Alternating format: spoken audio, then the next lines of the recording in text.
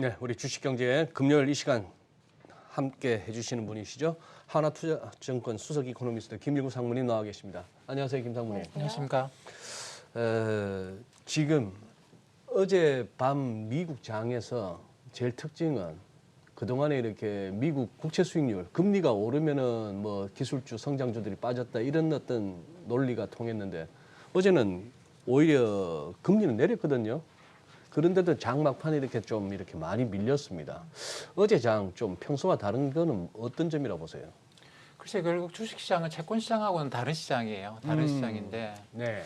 이게 이제 같이 갈 때도 있고 다르게 갈 때도 있고 그러는 거죠. 근데 크게 보면 결국 금리 때문에 주식시장이 주가가 많이 올라간 게 있거든요. 금리가 네. 너무 낮으니까 지난 2년 동안 그런 논리가 시장에 팽배했잖아요. 금리가 낮으니까 주식밖에는 할 게 없다. 뭐 이런 이야기들이 많았는데 그 돈들이 빠져나가겠죠. 금리가 올라가면서. 네. 근데 이제 실시간으로 이 돈들이 금리 보면서 왔다 갔다 하는 게 아니고 사람이 이제 마음 정하면 거기서 빠져나가게 되는데 그러니까 이제 어제 장의 모습은 그런 모습이에요. 그러니까 주식시장은 어쨌든 좀 조정을 받아야 되겠다라는 식의 생각이 좀 팽배해 있는 그런 단계고 일반적으로 금리 인상 직전이나 금리 인상이 시작될 때 뭐 주가 지수가 그 고점으로부터 뭐 S&P 500을 본다고 한다면 10% 이상 하락하는 거는 늘 있어 왔던 일입니다. 네. 그러니까 지금도 이제 저는 그런 과정에 있다고 봐요. 근데 이제 금리 인상이 어느 정도 한 두세 번 하고 나면 그러면 선반영 됐다고 하고 그때부터는 주식시장이 금리와는 무관하게 움직이게 되거든요. 그러니까 그때까지는 뭐 이게 금리하고 꼭 실시간으로 움직이지 않는다고 하더라도 어쨌든 지금은 금리가 높아지면서 과거에 높아졌던 주가가 내려오는 그런 과정에 있다고 봐야 될 것 같습니다. 네, 나스닥이 이제 200일선이 무너지면서 이제는 테스트 기간이다 뭐 이런 말이 나오고 있잖아요. 그래서 조정장에 진입을 한 거다라는 분석도 있던데 그럼 이렇게는 안 보시는 거예요? 이 전체를 이제 조정 국면이라고 봐야 되겠죠. 길게 보면 조정 국면이고 뭐 이걸 이제 하락 국면이다 이렇게 보는 것보다는 그러니까 보통 200일 이동 평균선 밑으로 내려간다는 건 굉장히 중요한 의미를 갖습니다. 우리나라 주식시장에서 코스피 같은 게 특히나 네. 그런 게 강하고 그러니까 경기 전반이 안 좋다 이런 의미인데 미국 시장에서는 경기를 갖고 주가가 뭐 200일 이동 평균선 밑으로 내려가거나 그런 거는 아닌 것 같아요. 어쨌든 그동안 좀 과도하게 올라갔다라고 하는 게 특히 기술주 중심으로 네. 주가가 올라가는데 기업의 펀더멘탈이나 이런 게 아니고 저금리 때문에 올라간 거 이거는 금리가 인상되면 이제 당연히 내려가야 되는 거겠죠. 그래서 이 과정을 그냥 어떻게 보면 좀 당연한 과정으로 받아들이는 금리가 올라가면 너무나 당연한 거다고 받아들이는 게 좋지 않겠나 싶습니다. 어제 뭐 리포트에서 금융시장 강타한 금리 인상, 문제는 시간과 속도 그렇게 말씀하셨어요. 한번 그 내용을 좀 우리 시청자분들께서 좀 요약해 주신다면은. 그러니까 이게 2000년 이후로부터 네. 주식시장에서 금리하고 주가의 관계를 보면 뭐 닷컴 버블이나 그다음 2008년의 금융위기 네. 그리고 최근에 이제 지난 2년 동안의 팬데믹 예. 이런 시기를 빼고 보면 그러니까 좀 특수한 케이스를 빼고 정상의 경우를 보면 금리하고 주가는 관계가 없습니다. 금리가 같이. 올라가고 떨어짐에 따라서 주가가 올라가고 떨어지는 그런 관계는 보이지 않아요. 예. 그러니까 주식시장은 금리 때문에 주가가 올라가고 떨어지는 게 아니고 기업의 이익이 증가하고 감소하고 함에 따라서 왔다 갔다 또는 사람들의 기대가 바뀜에 따라서 왔다 갔다 하는 것이지 금리하고는 무관합니다. 근데 지난 2년 동안은 이제 금리가 주식시장을 지배하고 있었던 것이죠. 네. 근데 이게 문제가 되고 있는 건 지금 문제가 되고 있는 거는 저금리 때문에 주가가 높아졌던 겁니다. 그러면 이제 다시 여기가 정상 범위라고 한다면 지금은 이 위로 올라가 있는 거죠. 금리가 올라가면서 이게 다시 정상 범위로 돌아와야 된다라는 게 기본적인 제가 리포트 쓴 기본적인 아이디어고 네. 그러면 주가가 얼마나 조정받아야 되겠느냐라는 건데요. 네. 지금 미국 기업 이익이 S&P 500 기준으로 보면 지난 한 5년간 연평균 한 15%씩 상승을 했습니다. 기업 이익이 꾸준히 증가를 한 거죠. 이 속도가 유지가 된다고 한다면 한 2년 후에는 다시 이제 사상 최고치, 지난번 사상 최고치가 S&P 500이 4,800이 좀 넘었는데 그까지 가더라도 정상 범위 안에 들어간다라는 겁니다. 지금은 정상 범위를 벗어나 있는 높은 밸류에이션이고 이게 이제 한 2년의 시간이 지나면 네. 2년 시간 지나면 다시 그 사상 최고치를 돌파할 수 있을 만큼 정상 범위에서도 통과할 수 있는 그런 일이 생긴다라는 거예요. 그렇기 때문에 주식이라고 하는 게 시간이 지나면 기업이 이익을 벌어서 지금 금리 때문에 올라갔던 거는 이게 이익이 증가하면서 이제 그만큼 상쇄를 해줄 수 있을 것이다. 다만 시간이 걸리겠죠. 네. 2년이라는 시간이 네. 아마 걸릴 겁니다. 그만큼 고평가됐던 게 이익의 증가로 인해 가지고 정상 평가로 바뀌기 위해서는 한 2년 정도 걸리고, 근데 시장이 2년 동안 거기서 버티는 것보다는 지금 이제 좀 하락을 해서 금리 때문에 올라갔던 게 금리 때문에 내려오면서 좀 하락을 해서 정상 범위로 들어가고 있는 과정이라고 봐요. 네. 그렇게 보면은 뭐 S&P 500 기준으로 한 지금 이미 한 7, 8% 이상의 조정을 받고 있는 상황인데 네. 뭐 10%에서 15% 정도의 조정을 받으면 고점 대비해서 그러면 이 정상 범위 이내로 올해 중에 들어가는 것 같습니다. 15%라고 계산해 보면은 이게 한 4,225라운드가 나와요. 그렇다면은 지금 어제 종가가 보자.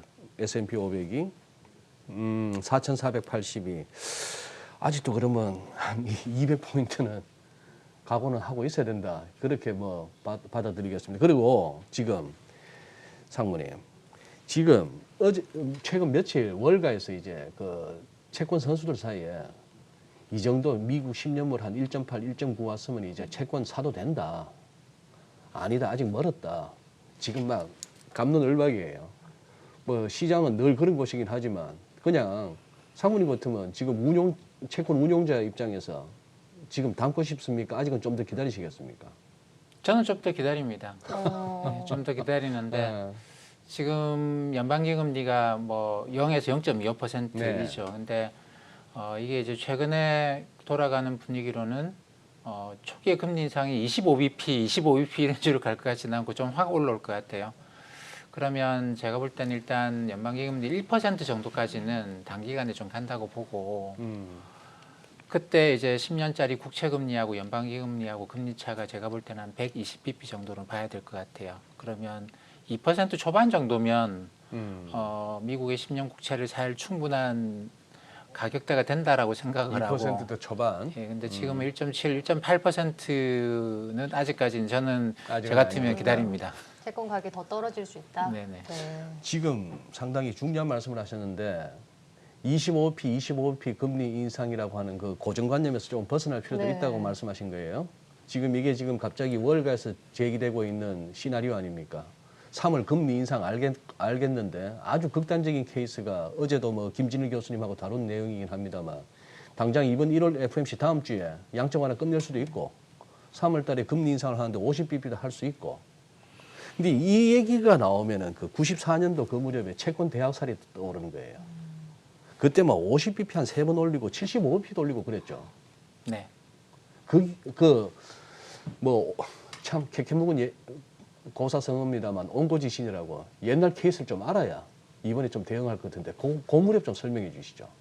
그때도 인플레이션 문제였어요. 그때도 이제 인플레이션. 그린스판 의장이 인플레이션을 굉장히 강하게 그때도 지금이랑 비슷했습니다. 그러니까 뭐 그 중동에서 전쟁도 하고 이런 과정에서 경기도 많이 약화가 되고 그러면서 금리를 많이 낮췄죠. 당시로서는 뭐 이게 2%까지인가 연방기금 낮췄는데 지금으로 보면 제로금리랑 거 비슷한 거죠. 그렇게 낮췄다가 인플레이션 압력이 생기니까 금리를 굉장히 급하게 끌어올립니다. 그 그때 과정에서 제 기억에 3%에서 6% 갔어요. 예, 한 3. 맞습니다. 50bp, 75bp씩 이렇게 네, 막 올려버렸는데 그래서 이제 그때 당시에 그린스펀, 그러니까 미 연준의 생각은 뭐냐면 그때 이제 광범하게 투기가 일어나는데 그게 특히나 파생 상품을 갖고 투기가 많이 일어나고 그때 뭐 채권 학살이라고 하지만 사실 국채 투자했던 투자자들이 다쳤다기보다는 네. 그러니까 뭐 여기저기 이제 이런저런 좀 저금리 환경에서 금리 좀 더 준다고 하는 그러니까 비유량 채권에 투자했던 이런 곳에서 또는 이제 그 파생 상품을 이용해서 흔히 영어로는 yield enhancing이라고 하죠. 금리를 네. 더 높게 받기 위해서 파생 상품을 집어넣는 거예요. 이런 투자자들이 굉장히 심각한 타격을 입고 그 과정에서 뭐 몇 군데는 파산도 했습니다. 네. 근데 그 당시에 연준의 생각은 뭐냐면 이게 금융시장의 실체를 유지하기 위해서는 이런 그러니까 이제 파생 상품이 너무 이제 이런 식으로 투기적으로 움직이는 것을 한번 파산까지도 끌고 가겠다는 의도가 제가 볼 땐 굉장히 강했어요. 네. 그래서 의도적으로 이제 그 한번 완전히 그런 쪽은 파산시키고 그 이후에는 미국의 금융시장에서 그런 걸 잘 안 합니다. 파생 상품 이런 거 잘 안 해요. 그런 이유가 이제 연준이 한번 그런 식으로 움직여버리면 이거 큰일 난다라는. 그러니까 흔히 옵션 매도라는 걸 해서 우리나라의 ELS도 보통 이제 개인 투자자들이 많이 하십니다만 이 안에는 옵션 매도가 들어가 있거든요. 네. 근데 이게 정상 범위를 벗어나게 되면 손실이 갑자기 눈덩이처럼 확 커져 버리는 그런 상품이란 말이죠. 근데 그게 이제 미국의 90년대 초반에 등장을 한 거예요. 그래서 저금리라는 걸 갖고 이제 이게 광범하게 퍼져나가니까 그 급격하게 인플레이션을 주장하면서 금리를 팍팍 올려서 그런 파생 상품들이 범위를 벗어나서 굉장히 심각한 손실이 단기간에 발생하도록 만들었던 거고. 근데 지금의 연준은 뭐 그런 자세는 아닙니다. 네, 미국이 그런 파생 상품 때문에 골머리를 앓고 있는 것도 아니고 지금은 너무 높아진 자산 가격을 이걸 긴 시간을 두고 조금씩 조정을 해가고 싶은 거예요.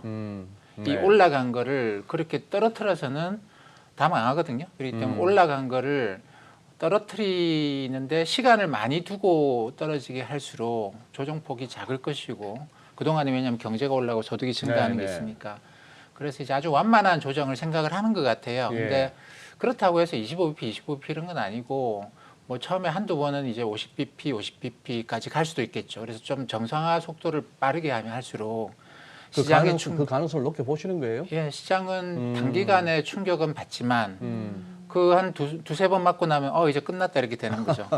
근데 매일 한 대씩 맞을래? 안 그러면 매일 한 대씩 한 달간 맞을래? 안 그러면 미리 10대씩 열을 맞고 치울래? 네, 그렇죠. 아니, 며칠 만에 끝낼래 이건데 그냥 5대씩 이틀 맞고 치울래? 그렇죠. 근데 지금 금융시장 분위기는 빨리 끝냈으면 좋겠다라는 빨리 끝냈으면. 거예요. 저금리 때문에 자산가 올라간 거 이거 그 조정을 지금 거치고 있는데 이 조정 단기간에 좀 빠르더라도 빨리 끝내고 금리 더 이상 신경 쓰기 싫고 주식시장은 주식시장 나름대로 돌아가고 싶은데 언제까지 이걸로 괴롭힘을 당해야 되느냐. 그러니까 연준 입장에서는 그런 각도 생각해 보면 금리 인상을 지금 인플레이션이 지금 7%까지 올라가 있는데 0에서 0.25, 0.25 이렇게 하는 것보다는 그냥 다들 이 정도는 동의하시죠라고 해서 1%까지 빨리 가는 게 빨리 가는. 물론 뭐 시장이 그 과정에서 단기적인 충격을 받을 수 있고 제가 볼 때 지금 나타나는 과정이 그거거든요. 아니다 이번에 25bp 이렇게 시간 길게 끌면서 매일 한 대씩 때릴 것 같지가 않다. 그러면 뭐 잠깐 피해 있자 이런 식의 생각들을 시장이 하는 것 같습니다. 근데 지금 상무님 말씀하셨다시피 차라리 어차피 맞을매 그냥 뭐 굵고 짧게 맞자 이런 주장이 있는 반면에 지금 당장 그래서 지금 눈앞에 손실이 이제 걱정되는 사람들도 많을 거 아니에요, 전 세계적으로. 근데 벌써 월가에서도 그렇고 여의도에서도 그렇고 이런 소리도 나옵니다. 아니 장 이 정도 빠졌으면 글쎄요, 뭐 한 10% 빠졌나 고점 대비 미국이 장 이 정도 빠졌으면 당장 다음 주 FMC에서 연준이 또 말 바꾸는 거 아니야? 긴축 없다고. 이건 좀 심한 거 아니에요? 그렇죠. 뭐 그 시장은 자기 이기심에 따라서 행동하는 거고 사람들이 다 자기 이기심에 따라서 이야기를 하는데 좀 더 자기의 개인적인 이기심보다는 객관적인 관점에서 제3자의 관점에서 볼 필요가 있는 것 같아요. 시스템 전체 연준은 시스템 전체의 안정을 생각하지 한 명 한 명이 돈을 벌고 잃고에 대해서 크게 신경을 안 쓸 거단 말이죠. 그건 분명해요. 그렇기 때문에 개개인이 자기 이기심에 따라서 이야기를 하는 거는 제가 볼 때는 뭐 의미 없다고 생각을 하고 시스템의 안정을 생각한다고 한다면 이게 자산 가격의 조정은 피할 수는 없었어요. 피할 수는 없는데 이게 지금 고점 대비해서 뭐 S&P 500 같은 경우는 아직 10% 하락도 안 했는데 근데 10% 하락이라고 하는 거는 늘 금리 인상 초기에 있었습니다. 그랬죠. 네, 늘 있었어요. 네. 그 이상의 하락이 늘 있었고 그래도 다 왔거든요. 여기가 지금 금리 인상한다고 주가가 뭐 30% 떨어지는 것도 아니고 물론 나스닥은 그래요. 나스닥은 예전에도 그랬습니다만 S&P 다우존스 지수는 가만히 있는 상황에서도 나스닥은 뭐 30-40%씩 떨어지는 일이 예전에 닷컴 버블 때도 있었고 너무 많이 올라가다 보면 나스닥은 고점 대비 30-40% 떨어져야지만 아마 균형이 맞을 수도 있다. 뭐 그렇게 생각을 시스템적으로 보면 그래요. 그렇다고 하더라도 이게 금융 시스템이 문제가 생기는 건 아니다 말이죠. 연준으로서는 금융 시스템이 문제가 생기느냐 그리고 이제 실물 경제에 부담을 주느냐 이런 각도에서 따질 건데 그러니까 금리 인상 초기에는 연준이 굉장히 좀 매파적이고 그러니까 타협 없이 갑니다. 네. 왜냐하면 여기서부터 타협을 하면 그러니. 이거는 길이 없는 거죠. 네. 그렇군요. 그럼 다음 주 FOMC도 굉장히 좀 눈여겨보면서 저희가 진단을 해봐야 될 것 같은데 그리고 우리 시장도 한번 전망을 해보겠습니다. 지금 1월에 굉장히 1월 효과가 일어나지 않았던 게 LG 에너지 솔루션 수급 문제도 있었지만 한국은행에서 이제 기준금리를 먼저 선제적으로 인상을 하면서 좀 영향을 받았다라는 분석도 있던데요. 시장은 좀 어떻게 보고 계신가요? 글쎄 여러 가지 영향이 같이 미쳤죠. 근데 그나마 우리나라 시장은 작년 하반기 이후로 계속 좀 조정을 받아왔기 때문에 미국 시장 영향을 상대적으로 덜 받았고 중국 주식 시장이 최근에 뭐 좀 올라가기도 하고 하면서 한국 주식 시장 그나마 이제 미국보다는 그 떨어지는 폭은 상당히 좀 작았던 것 같아요. 근데 뭐 LG 에너지 솔루션의 공모 청약 이런 것 같은 경우에는 뭐 시장 전체 지수를 움직일 만큼 그렇게 큰 거는 아니에요. 다만 이제 개별 종목 하시는 분들 입장에서는 수급이 너무 약하다. 이 종목 왜 이렇게 약하지? 네. 이쪽으로 돈이 빠져나가기 때문에 그 말은 뭐 어느 정도 일리는 있습니다. 기관 투자자들이 이쪽에 투자를 늘리기 위해서 이제 딴 데서 돈을 빼오는 거는 맞고, 근데 그게 시장 전체를 움직이는 그런 것은 아니었던 것 같아요. 근데 어쨌든 뭐 우리나라 시장도 시장 전체를 움직이는 거는 금리, 그게 미국 금리든 한국 금리든 어쨌든 똑같은 각도인 거죠. 네. 중앙은행이 바뀌었어요. 왜 이렇게 강경하게 나오죠? 뭐 이런 것에 대한 걱정들이 있고, 그리고 중국 경기 둔화가 심한 것 같은데 뭐 이런 걱정이 있고, 그래서 지금은 이제 걱정이 이렇게 여러 개가 같이 섞여 있는 이런 모양이에요. 그래서 한꺼번에 투자자들의 이 어깨를 짓누르고 있는 이런 모양인 것 같습니다. 그리고 지금 미국하고 미 연준하고 중국 인민은행하고 어쨌거나 미국하고 중국이 지금 서로 반대로. 괴리를 보이고 있습니다. 우리는 미국은 쪼개겠다. 얘는 조금이라도 풀겠다. 이게 통할 것 같습니까? 중국 방식이. 중국은 팬데믹 이후에 금리를 낮췄다가 곧바로 다시 올렸어요. 네. 그러니까 그거를 지금 미국이 하고 있는 거거든요. 그러니까 이게 서로 다르지만 시차가 꽤 있습니다. 그러니까 미국도 아니 우리도 정상화시키고 봅시다 이런 거고. 미국은? 예, 중국은 이미 정상화시키고 그 다음에 이제 경기가 다시 둔화가 온 거고 그렇기 때문에 서로 다른 눈으로 봐야 될 것 같아요. 근데 예전에는 이제 뭐 미국에 의해서 전 세계가 똑같이 움직이는 그런 네. 게 있었습니다만 2008년 금융위기 이후로 미국과 중국 사이의 경제 관계는 현저하게 약화되고 네. 서로 간의 경제 정책도 굉장히 다르게 움직이고 있는 건 분명합니다. 지금 같은 경우에 특히나 이제 그게 금리 인상과 인하 이런 식으로 해서 극명하게 대립이 되고 있는데 우리는 그 과정에서 이제 중국보다는 좀 늦게 금리 인상을 시작한 거라고 네, 봐야 네. 되겠죠. 그래서 시차가 중국이 제일 빨랐고요. 금리 인상이. 그다음에 러시아, 브라질이 그다음 갔고 그다음에 이제 한국이 갔고 그리고 지금 이제 미국이 그다음 순서로 대기하고 있는 거죠. 네, 그리고 2016년에 이제 시장 어려웠을 때 금리 인상도 있었지만 미중 갈등이 굉장히 크지 않았습니까? 근데 이제는 이제 러시아와 미국의 갈등이 지금 시장의 가장 큰 화두가 되고 있는데요. 뭐 중국도 연관이 있고 북한도 연관이 있고 저희가 어떻게 봐야 되는 거죠? 그러니까 러시아하고 서유럽 사이에는 상당히 좀 오랜 역사가 있지 않습니까? 러시아 입장에 생각해 보면 프랑스가 나폴레옹 시절에 러시아를 침공했던 적도 있고 그다음에 이제 독일도 나치 시절에 러시아를 침공한 적이 있습니다. 그 역사가 그렇게 길지 않아요. 아주 고대 이야기가 아니거든요. 그렇기 때문에 네. 러시아로서는 2차 대전 이후에 이쪽 동유럽을 어떻게 보면 완충지대로 하고 싶었던 것이고 거기에 대해서 이제 뭐 서유럽하고 러시아 사이에는 어느 정도 합의가 있었다. 근데 이제 지금 러시아 입장에서 볼 때는 상당히 이 완충지대가 사라지는 것이죠.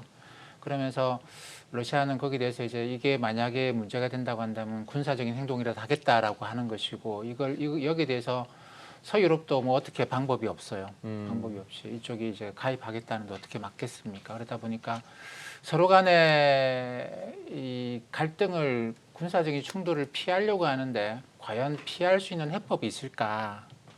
러시아는 무조건이고 완충지대를 유지하겠다라는 거고 서유럽은 그 입장은 이해를 하겠는데 이 개별 국가의 독립적인 행동을 우리가 어떻게 막는단 말이냐, 자유를 어떻게 우리가 구속을 할 수 있겠느냐, 이 문제이기 때문에 이게 이제 갈등이 쉽게 해소될 수 있겠는가 이런 걱정들을 하는 거죠. 그리고 장군님 보시기에는 지금 이게 뭐 하다못해 우크라이나 쪽에서 계속 들려오는 어떤 지정학적 긴장감, 이게 러시아가 이런 식으로 뜻만 들이는 게 아니고 한번 뭔가 터질 수도 있다고 보시는구나. 그런 거죠.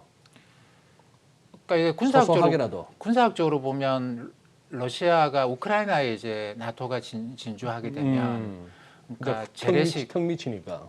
재래식 무기가 러시아 코앞에 들어온다라는 거거든요. 그렇기 때문에 러시아는 이제 그런 위협을 하는 거죠. 그러면 우리도 미국 코앞에 무기를 갖다 놓겠다, 쿠바. 그러니까 케네디 대통령 때도 마찬가지였는데 러시아가 그때 먼저 쿠바에 핵미사일을 배치하면서 미국이 터키에다가 핵미사일을 배치를 했어요.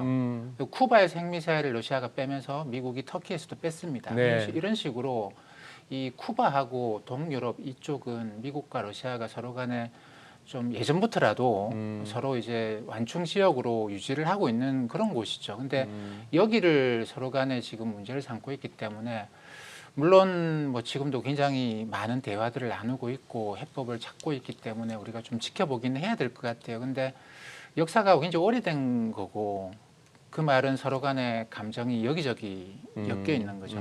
그래서 그냥 한번 퉁해서 무역 협상하듯이 끝낼 수 있는 성격이 아니고 이제 그 계속 협상하는 과정을 좀 지켜봐야 될 것 같은데 아직까지는 나오는 이야기를 보면 크게 진전은 없는 것 같습니다.